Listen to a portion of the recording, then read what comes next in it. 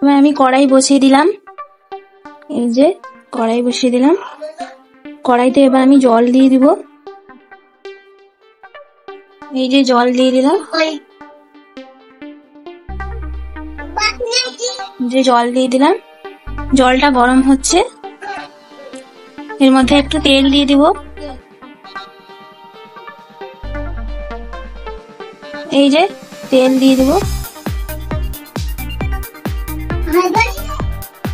তেল দিয়ে দিলাম, জলটা ভালোভাবে গরম হচ্ছে।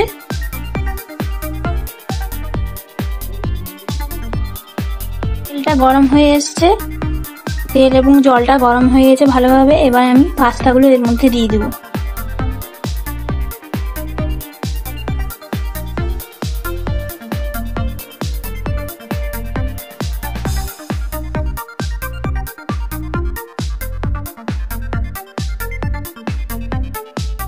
দেখুন পাস্তাগুলো এর মধ্যে দিয়ে দিলাম, পাস্তাগুলো এরকম নাড়াচাড়া করে নিলাম।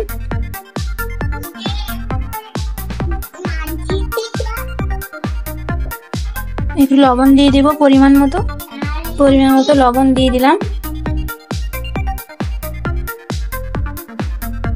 একটু ভালো করে নেড়ে চেড়ে নিব।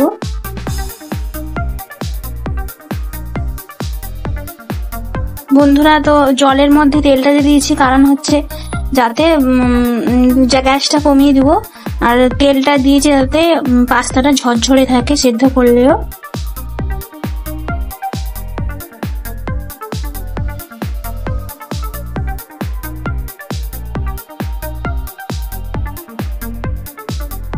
এর মধ্যে ঢাকা দিয়ে দিই, হালকা সেদ্ধ হয়ে যাক। তো দেখা যাক বন্ধুরা কতটা কি হয়েছে দেখে নিই। এই যে ভালোভাবে সিদ্ধ হয়ে গেছে, এই যে দেখুন। এবার আমি এটাকে নামিয়ে নিব। যে দেখছেন আমি এটা নামিয়ে নিয়েছি। এবার আমি কড়াইতে তেল দিয়ে দিব। তেল দিয়ে আমি প্রত্যেকটা উপকরণকে ভালো করে ভেজে নিব।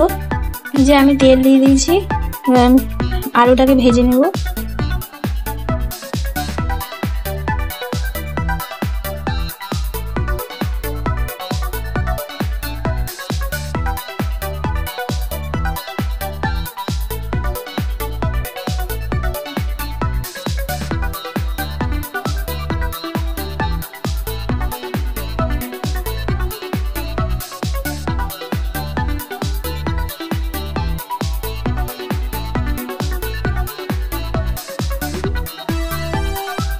মধ্যে হালকা লবণ দিয়ে দেবো যাতে আলুটা ভালোভাবে সেদ্ধ হয়ে ভাজা হয়ে যায়। দিয়ে এর মধ্যে একটু লবণ দিয়ে দেবো।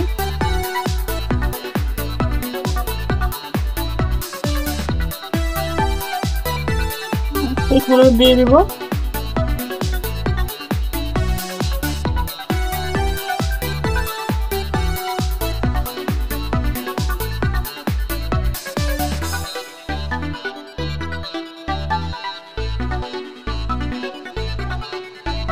আর এগুলো একদম সরু সরু করে কেটে নিয়েছি আর তাড়াতাড়ি ভাজা হয়ে যায়। দেখুন বন্ধুরা, বাড়িতে কিছু না থাকলে কম উপকরণ দিয়ে কিভাবে পাস্তা বানানো যায় এবং বাচ্চাকে বা বড়দেরকে সার্ভ করা যায় এবং সবাই টেস্টি ভাবে খেতে পারবে, সেটাই আজকে তোমাদেরকে আমি দেখাচ্ছি।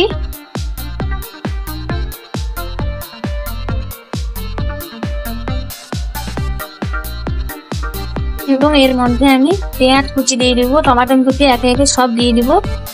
দেখুন এর মধ্যে আমি তেল দিয়ে দেবো। এখন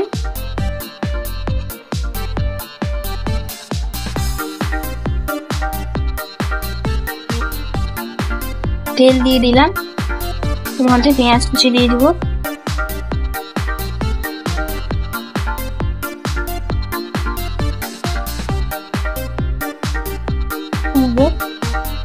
পেঁয়াজ দিয়ে দিলাম, এর মধ্যে নাড়াচাড়া করে মিশিয়ে নিব, চুলে ভাজা ভাজা হয়ে যাবে।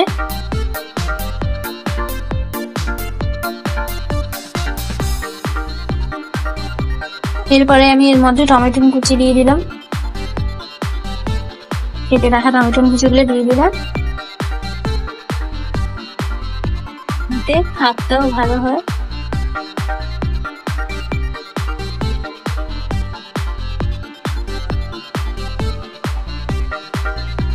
এই যে দেখুন রংটা কি সুন্দর হয়েছে।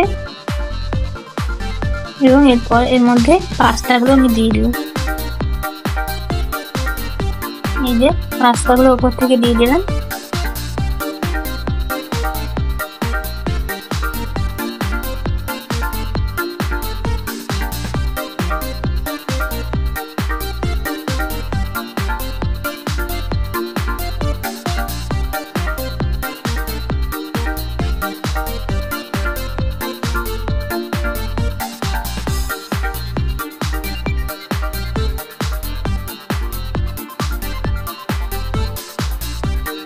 দেখুন দেখতেও ভালো লাগছে। সবসময় যে ডিম দিয়ে কিংবা এটা সেটা দিয়ে করতে হবে তার কোনো মানে নেই। বাড়িতে কিছু না থাকলে আলু টমেটো দিয়ে পেঁয়াজ দিয়ে বানিয়ে খেতে পারেন, দেখবেন অপূর্ব স্বাদ হয় এর।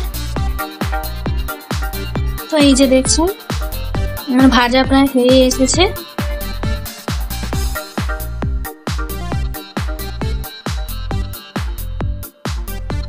পাস্তা পুরো রেডি হয়ে গেছে।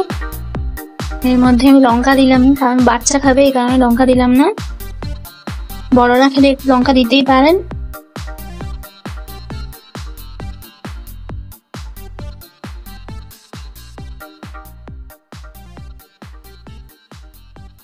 এর মধ্যে আমি স্কিপ করে গেছি আর একটা জিনিস দিয়েছি, হালকা একটু চিনি দিয়েছি যাতে টেস্টটা লাগে, এই কারণে, যেটা আমি তোমাদেরকে ভিডিওতে দেখাইনি। দেখুন এই সাইজের পাস্তাও নিতে পারেন, এই সাইজেরও নিতে পারেন। বাজারে বিভিন্ন ধরনের পাস্তা পাওয়া যায়। আমার পাস্তা তো রেডি হয়ে গেছে, সার্ভ করে দেখাবো আপনাদেরকে কেমন হয়েছে দেখতে। তো এই যে দেখছেন আমার পাস্তা, কেমন লাগছে বলুন, কালারটাও দেখুন। বাচ্চা খেতে খুব সুস্বাদু লাগে। কিভাবে কম উপকরণ দিয়ে, কম মশলা দিয়ে এবং কম তেল দিয়ে পাস্তা বানানো যায় সবার জন্য, সেটি আজকে আমি আপনাদেরকে দেখালাম। তো আমার এই ভিডিওটা কেমন লাগছেন বলুন কমেন্ট করে, এবং শেয়ার করুন, লাইক করুন, প্লিজ প্লিজ প্লিজ সাবস্ক্রাইব করুন। ধন্যবাদ। ভালো থাকবেন, সুস্থ থাকবেন।